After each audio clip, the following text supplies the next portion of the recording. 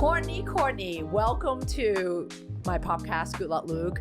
I do want to tell the audience how we kind of reconnected.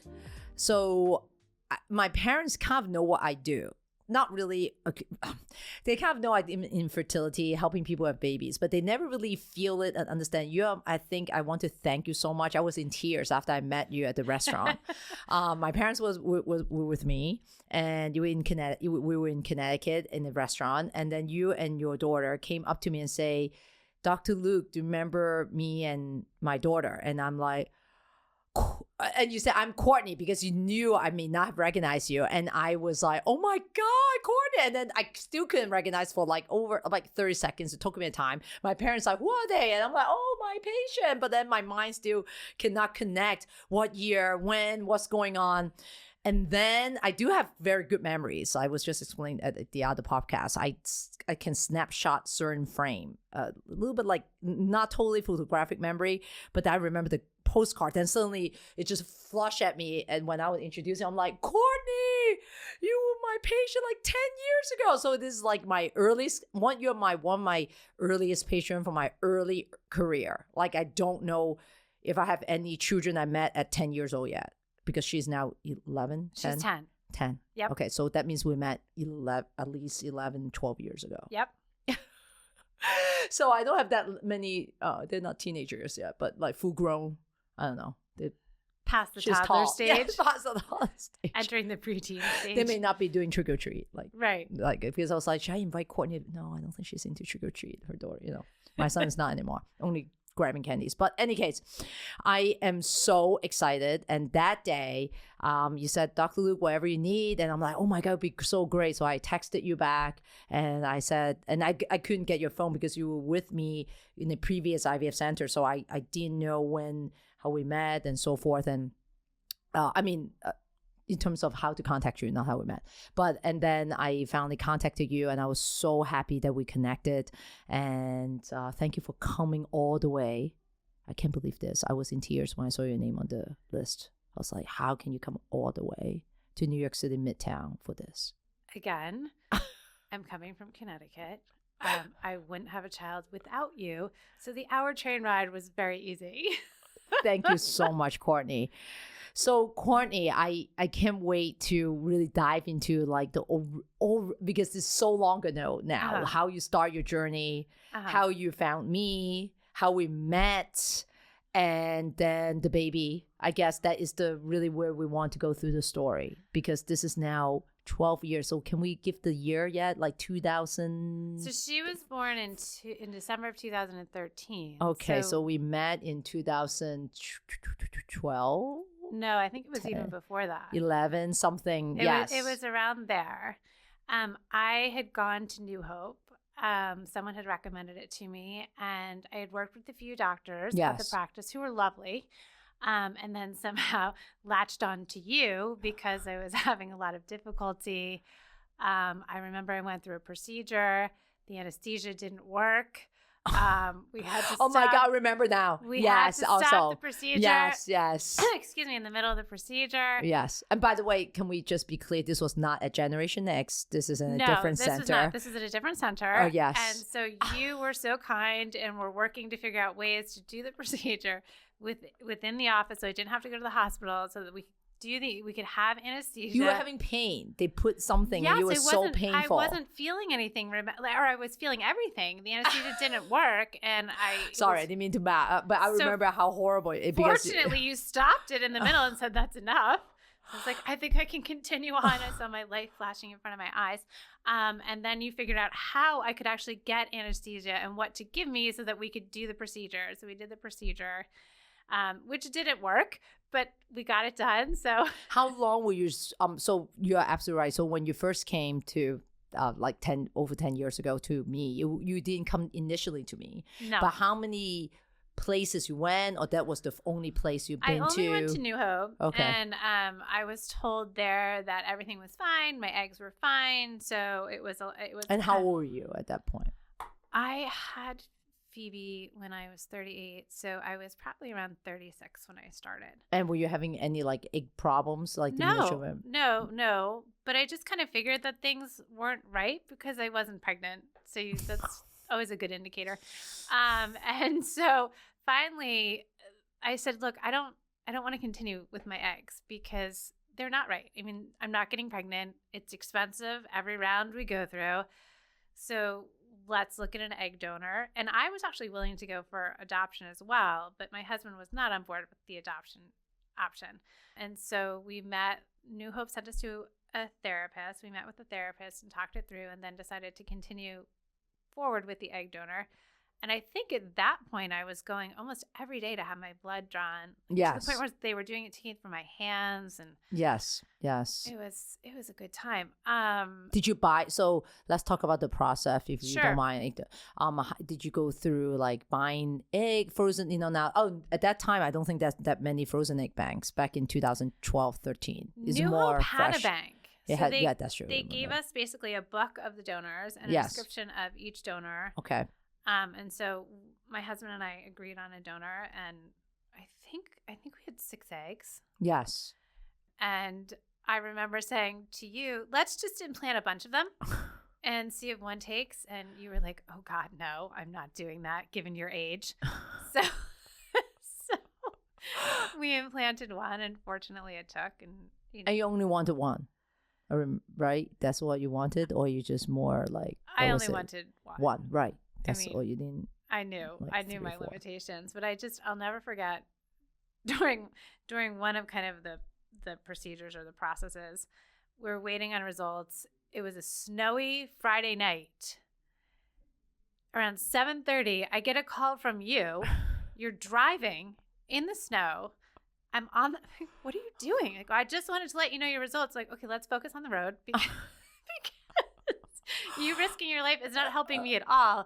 But I will never forget that as long as I live. You calling me during a snowstorm while driving to let me know my so results. emergent for me to risk my life to give you the results? It didn't take that round. Didn't take. You just wanted to let me know because I don't want you to be waiting at home, I guess. Right. Okay. Right. So that's important. So that cemented Looking my love back, for you right I there. would not tell my parents about that. It's but like this woman literally just risked her life to let me know. Yes, I remember it was snowy. IVF It was treatment didn't I take. think they were closing New York City actually. Yes, the highway yes. was getting closed. Yeah. So and I said, Cortney, you felt the need to call me, which was very kind. don't want you to wait on a Friday night, and also the weekend. I don't want that happen to waiting. But then it finally took the second time. It did. It did. And I'll never forget the phone call, which was, again, you calling me to let me know that it took, and just the tears pouring out. And then when I was pregnant, I was basically afraid to move because my mom had suffered a bunch of miscarriages. So I was convinced that I was going to have a miscarriage. Right. So I basically sat on a couch for 10 months and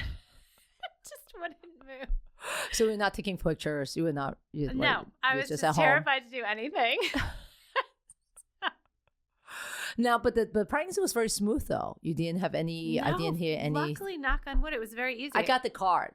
That's how I remember. Then you 2 years later, you sent me a card. Yeah, it was a very easy pregnancy. It was just leading up to the pregnancy that was a little traumatic. Yes. Now, actually, when I got the card, that's how I know the child has my name because it has the.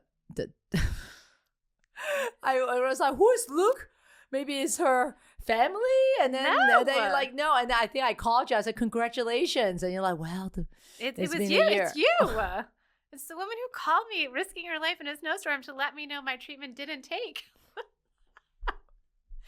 Yeah, but I'm glad that it did talk. Now, Cortney, how was the fertility process? Like, how do you feel? Like, lots of the whole point of Good Luck Luke is really want to tell patients, because I see all of you guys in the room, so not everyone's like, oh, let's talk. I mean, in waiting rooms sometimes, so people are in a hurry, they come and draw blood, they want to get out of there, so it's not really a community that we create. So the whole point of the podcast and all this is to try to create this sense of community, because it's very lonely sometimes. But how would you share some of the things that the process, or something that will hopefully make the journey a little bit easier for all the people who may encounter fertility or infertility in their lifetime? I mean, I think it depends on what your end goal is. So my end goal was to have a child, and I was willing to have a child, as I said, through whatever means. I mean, through an egg donor, through adoption. It didn't necessarily have to be my biological child. To me, the important part was getting to that point and having a child.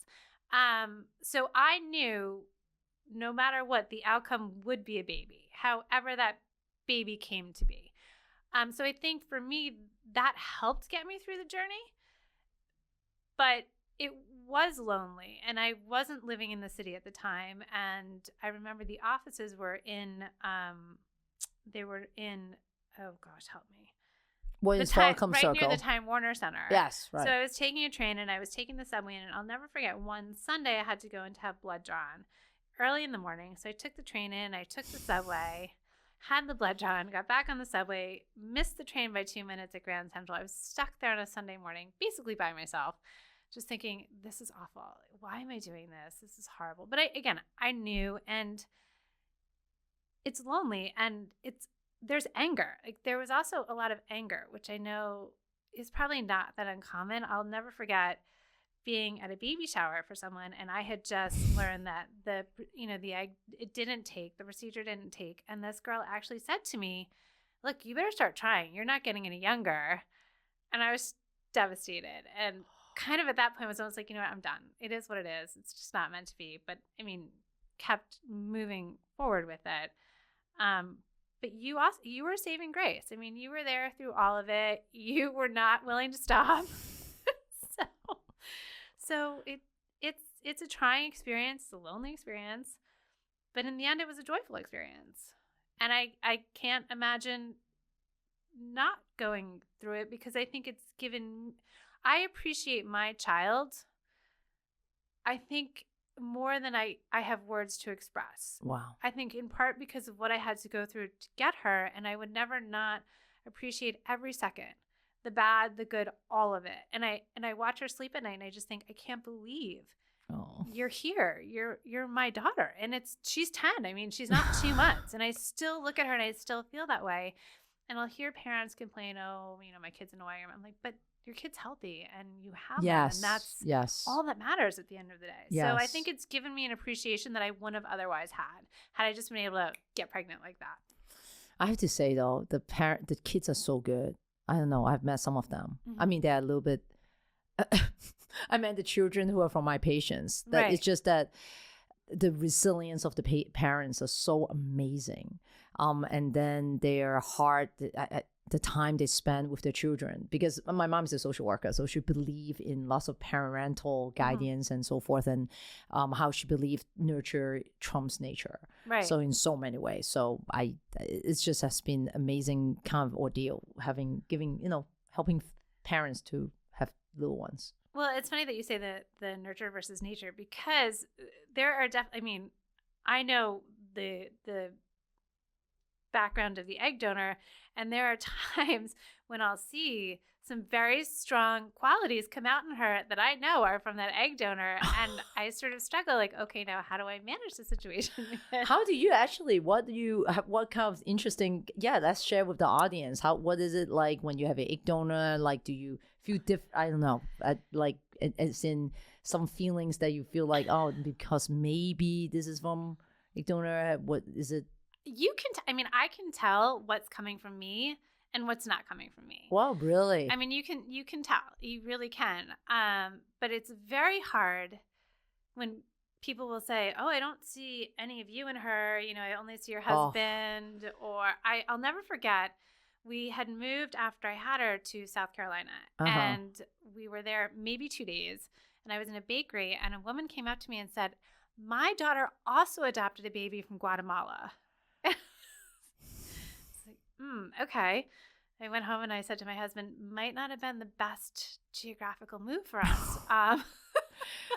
But it's things like that are difficult. But again, my husband is African American. Right. So she's biracial. Yes. And there have been so many times where I've been there to pick her up after, at an after school program or whatever. And the people be like, are you Phoebe's person? I'm like, yes, like, that's my child.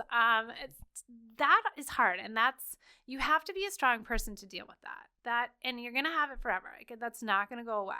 It gets easier as they get older, but it's there. And you have to, if you do decide to ever go the egg donor route, you need to know, like, this is what you're going to hear. You know, your child doesn't look anything like you, or maybe I see your smile. And that, it's tough to stomach that. You have to be strong. But interesting though, like, I don't know, I'm Asian, my husband's Caucasian. So they somehow had the Asian, they look very Chinese, but they don't look like, I don't know, when Dave has that problem too. So I don't know, is this a racial, like the balance of their skin? I don't know. I don't know how to explain. Like, is it the tone of skin color? I don't know. That make this more complicated. Yeah, I mean, I just don't know. You know, I just don't know. I just know that you have to be, because I can't tell you how many people also asked if I was the nanny. Are you the nanny? I'm like, no, I'm the mom. I mean, I think they did ask me that when I picked up my child. Yes, so especially I wear like a sweatshirt, my hair's all. They did like I'm the. And it would be hard for me. It's not really anymore, but to see children who looked exactly like their parents, where you could really see the mom in the dog, so corny. Yes. And I'm like, well, that's never going to be me. But I mean, it doesn't matter. She knows how loved she is, and you know, I'm the one that was there when she was sick and everything. I mean, so at the end of the day, it doesn't make any difference. Oh, she's so cute. Please, you raised such a great daughter. She's she's amazing. I just can see her traits. And this is where I'm surprised you said that, because I'm so sorry. I was going to actually try to say a different point. When patients bring their baby, like, I cannot remember they use egg donor. I cannot, because it's just too many patients. And usually I say, oh yeah, they have your eyes. And then patient will say, oh, doctor, you forgot. This is my husband's. I don't have mine. I said, why? Oh, and then I connect the two together. And then, but I truly thought she has her nose. And I do think there's a big imprinting during the 9 months. That's how I see it. Like, really? And just want you to know, when I met you both, I could not remember. So I thought I thought, oh, they look cute. They have the same nose. Like, I was thinking all this. I just want you to know that, Cortney. Well, see? That, like, reality is a matter of perspective. When you read on, I was like, oh, this is so cute. Cortney has Cortney's eyes and nose. Well, thank you. See, Cortney. I mean, you know, but then when I don't know from an outsider, I'm like, I don't see it that way. And yes, but then your husband's African-American, obviously. So that is a little bit, skin tone is different. But other than that, I can see the feature. I didn't remember, by the way. Well, it's funny. So honest. Until you remind me today, I'm like, okay. We went with an egg donor. I know a lot of people, when they use an egg donor, try and find someone who looks very similar to the mother. We didn't do that. Actually, I remember the moment. We went a whole different direction. Again, that was never that important to me. But you don't know until you're in it. That's right. But then it does, like, the things you eat. I do see lots of imprinting happening. Like, imprinting is just kind of I was terrified to eat anything when I was pregnant. Like, I just stuck to the healthiest foods you could. It was the healthiest I ever ate in my entire life. I actually dropped weight when I was pregnant. Like, well, I can't eat chocolate. I can't eat this. I can't eat. I mean, I was so happy when that baby was born. I mean, you were nauseous, right? I really wasn't. No, okay, you just tried to. I was just terrified to eat anything bad and not move. So you starve and you not move for 9 months. Pretty much. So I just started, as soon as the baby was born, I was like, chocolate. Just give me chocolate, please. Sweet sugar. I'll take it off. Did you gain weight during the time? Barely. Wow. I think I gained a total maybe 30 pounds, which came on in like the 10th month. I was actually thinner after I had her than I think I've ever been. Probably far thinner than I am now at almost 50. God help me. Those pounds are packing on. I cannot believe that this is like 10 years ago, Cortney. Can you believe time just flies? Yes, because I've gone from IVF treatments now to hot flashes. So now I'm in a whole different phase. You look very young. Well, you're very kind. Thank you. Yes. But you were struggling with fertility quite early. 36 is an early age, no? Well, I mean, again, I didn't want to be having a baby when I was 45. I just didn't. I knew I didn't want to do that. I mean, I was exhausted having a toddler in my early 40s. Was it exhausting, by the way? It is exhausting. I mean, having a toddler is exhausting. There's a reason we're supposed to have our children at 18 years old. I understand that now. Right. I get that. And I just remember after I had her and the nurses at the hospital saying, okay, we'll see you in another year or so. I'm like, nope, you won't. I'm done. I know my limitations. I want to share more finally as we're wrapping up. First of all, Cortney, I'm so excited to see you. I still cannot, there's so much memories is just amazing. I'm so the job can be exhausting, our job as infertility doctor. I can't even imagine. Because there's happiness like this, there's also disappointments, and how do you be there for your patients and keep on coaching them through it. But what kind of I guess personalities or things you're seeing in the doctors, when patients are now seeking their fertility doctor, going not just in New York, but anywhere they are in the nation. What are the values or things that you are seeking that you feel like you have that connection, like the way you and I do? How do you seek your doctors? Or I just want to hear some of your insight so we can share with our audience. Well, for me, the first few doctors that I encountered were men. And I just didn't have that connection with them. And it's nothing against them. I mean, they're very good doctors and they were very kind, but for some reason you just don't connect. And then you came onto the scene and that was that. I wouldn't leave you alone. But you were sincere and you were honest. And I can't tell you how much I appreciated that. And anybody can detect that in a human. I mean, and that's the most important thing. I mean, this is somebody, we had to stay together for a while. And it was invasive and difficult. And I felt very comfortable with you. And you were kind of almost like a parental figure through it. Like I, could kind of latch onto you and know that if you were there, I was safe. And that was really important for me. And that's not easy to find in a doctor. And I'm sure, unfortunately, a lot of doctors aren't like that. But I feel like anybody who's going into fertility is doing it because they care and they want to help. It's not like some of the other professions that you could enter in life. So I can't imagine there's a lot of bad fertility doctors out there. Well, that's very important to find that connection. You're right. It's really also patient intuition. Yeah. As we're closing down, what are the last few wisdom words you want to share about the process of fertility, the process of third-party reproduction? Yeah, sorry, that's called now is the term. Just know that you're not the only person going through it. I can't tell you how many people I've encountered who have said, oh, I've had a difficult IVF process conceiving my child. It's lonely. You're going to be angry. There's going to be a ton of disappointment, but at the end, it'll be worth it. And then you'll get to a point 10 years on where you have to really think back and work hard to remember the feelings, because you're past them at that point, and you have your child, and you'll never not appreciate your child or never not look at your child like they are the most incredible thing in the entire world. So it's a moment in time, and it's not forever, and you're going to get through it, and then you're going to be in a different phase. And I think that's the most important thing to remember. Thank you so much, Cortney. Thank you for having me. Thank you for coming here. And thanks for my kid. Thank you.